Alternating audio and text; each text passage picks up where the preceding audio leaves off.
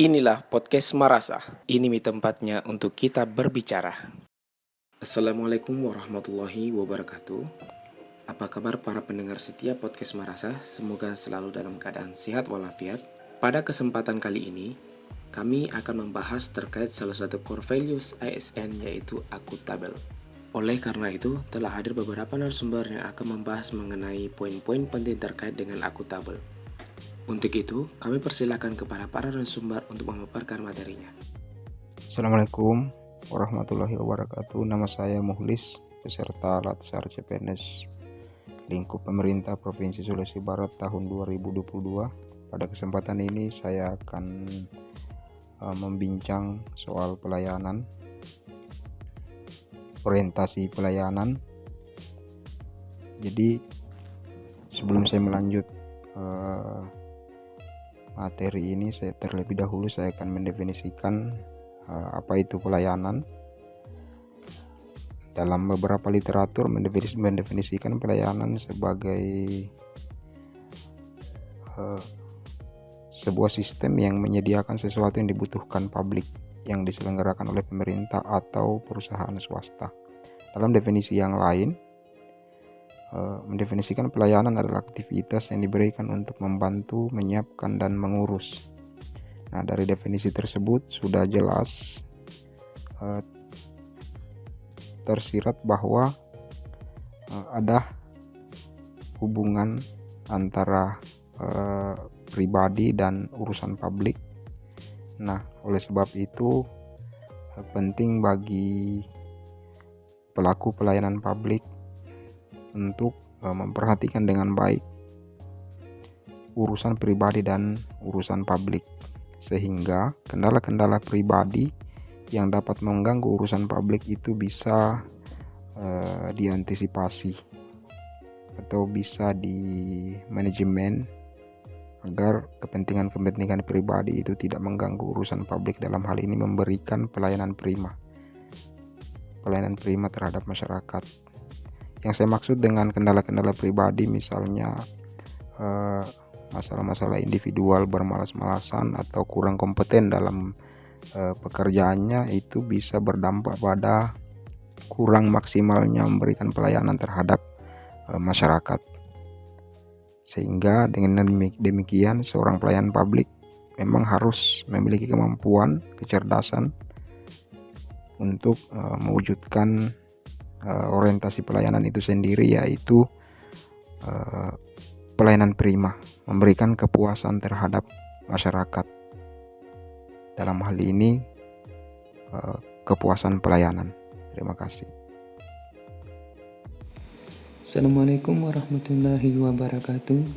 Saya Dharma Wangsa, peserta Latsar CPNS lingkup pemerintah Sulawesi Barat. Baiklah, kali ini saya akan membahas masalah tantangan pelayanan publik. Ajang penghargaan inovasi pelayanan publik yang sering diselenggarakan oleh Kementerian Pan-RB seyogianya bisa menjadi pemacu agar lebih banyak lagi inovasi yang bisa dihasilkan oleh para penyelenggara kebijakan publik, sehingga peran mereka bisa langsung dirasakan oleh banyak orang. Hal ini sekaligus menjadi tantangan bagaimana sektor pelayanan publik harus menjadi prioritas penting bagi penyelenggara negara, sehingga masyarakat semakin dimudahkan dalam mengakses pelayanan publik. Di sisi lain, setiap stakeholder pemerintahan dan juga swasta diharapkan bisa saling berkolaborasi untuk menyiapkan sumber daya manusia yang andal dalam memanfaatkan kemajuan teknologi digital ini. Sebagaimana diketahui, banyak juga talenta dan tenaga ahli di bidang teknologi yang saat ini berkiprah di luar negeri dengan bayaran yang cukup tinggi. Ini menjadi tantangan bagaimana para ahli tersebut bisa pulang dan mengabdi untuk negeri sendiri tanpa merasa khawatir akan kehilangan penghasilan saat mereka kerja di luar negeri. Menurut saya ada 3 strategi dalam menghadapi hambatan pelayanan publik. Yang pertama itu strategi pengembangan atau penyederhanaan sistem prosedur. sistem prosedur itu biasanya berbelit-belit, kaku, tidak efisien, dan tidak efektif, sehingga masyarakat cenderung bingung mengenai prosedur dalam pelayanan publik, sehingga perlu adanya penyederhanaan sistem prosedur yang lebih efektif dan efisien, sehingga masyarakat bisa langsung mengetahui mengenai pelayanan publik tersebut tanpa harus berbelit-belit lagi. Kemudian strategi yang kedua itu yaitu strategi pengembangan infrastruktur, menyangkut penyediaan sarana dan prasarana pelayanan yang mendukung penyelenggaraan pelayanan agar lebih aman, nyaman, cepat, akurat, mudah, dan terpercaya. Ini bisa meliputi penyediaan fasilitas fisik, model pengembangan pelayanan yang terbaru, serta pemanfaatan teknologi informasi atau telematika. Pemanfaatan teknologi informasi ini itu berupa sistem teknologi dan informasi yang memudahkan masyarakat maupun pegawai, sehingga sistem informasi ini bisa dijangkau dimanapun dan dimana saja. Jadi tidak mesti kita datang ke tempat pelayanan tersebut. Dan yang ketiga ialah strategi pengembangan budaya atau kultur. Jadi perilaku pegawai dalam melayani masyarakat ini terkadang sangat penting kaitannya dengan kemajuan organisasi, sehingga butuh adanya pelatihan atau mengikuti pendidikan dan pelatihan bagi seorang pegawai pelayan publik agar dapat mengetahui mengenai apa yang dibutuhkan masyarakat, serta dapat berlaku yang responsif dan memberikan pelayanan yang baik dan berkualitas kepada masyarakat. Mungkin sekian dari saya, terima kasih. Perkenalkan, nama saya Royman Mangapoy Panggabean, peserta Latsar CPNS Provinsi Sulawesi Barat tahun 2022. Di sini saya akan menjelaskan bagaimana menciptakan lingkungan kerja yang akuntabel. Yang pertama, kepemimpinan. Lingkungan yang akuntabel tercipta dari atas ke bawah, di mana pimpinan memainkan peranan yang penting dalam menciptakan lingkungannya. Kedua, transparansi. Tujuan adanya transparansi adalah sebagai berikut.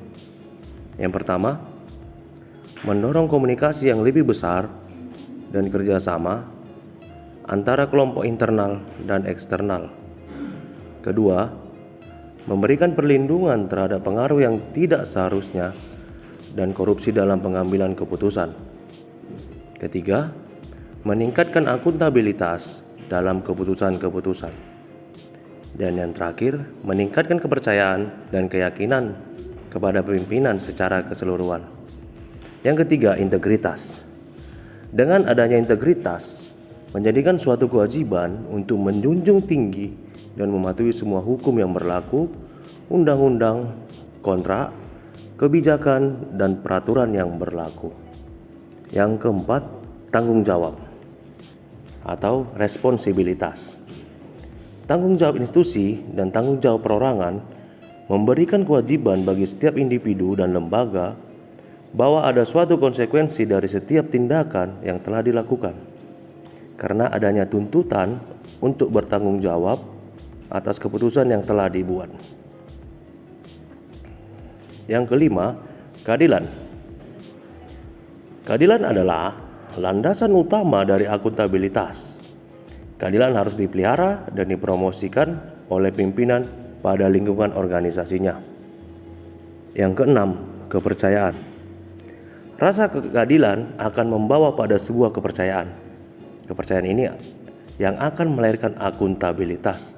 Dengan kata lain, lingkungan akuntabilitas tidak akan lahir dari hal-hal yang tidak dapat dipercaya. Yang ketujuh, keseimbangan. Untuk mencapai akuntabilitas dalam lingkungan kerja, maka diperlukan adanya keseimbangan antara akuntabilitas dan kewenangan, serta harapan dan kapasitas. Yang kedelapan, Kejelasan. Kejelasan juga merupakan salah satu elemen untuk menciptakan dan mempertahankan akuntabilitas, agar individu atau kelompok dalam melaksanakan wewenang dan tanggung jawabnya, mereka harus memiliki gambaran yang jelas tentang apa yang menjadi tujuan dan hasil yang diharapkan. Dan yang terakhir, konsistensi. Konsistensi menjamin stabilitas. Penerapan yang tidak konsisten dari sebuah kebijakan, prosedur, sumber daya akan memiliki konsekuensi terhadap tercapainya lingkungan kerja yang tidak akuntabel. Akibatnya, melemahnya komitmen dan kredibilitas anggota organisasi. Sekian penjelasan saya mengenai menciptakan lingkungan kerja yang akuntabel. Terima kasih.